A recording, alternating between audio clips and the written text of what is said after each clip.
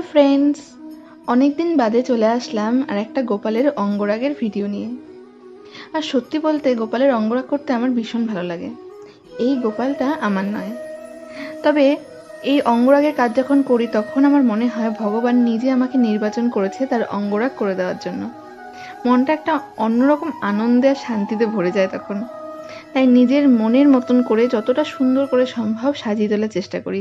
তো এই কাজটা করতে করতে চলো তোমাদের সাথে একটু গল্প করা যাক। কাল, এই শব্দটা কি বিচিত্র, তাই না? আমরা ভাবি কাল কোনো কাজ সম্পন্ন করব, কাল কোনো কাজ শুরু করব, কিন্তু এই কাল কখনোই আর আসে না। আর যখন এই কাল আসে তখন তা বর্তমানে রূপান্তরিত হয়। কাল কথাটা আমাদেরকে একটা মিথ্যে সান্ত্বনা দেয়।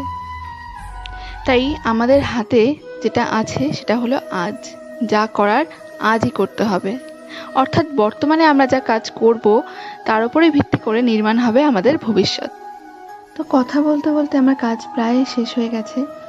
আর আমার এই গোপালটাকে কেমন দেখতে লাগছে অবশ্যই কমেন্টসে জানিও।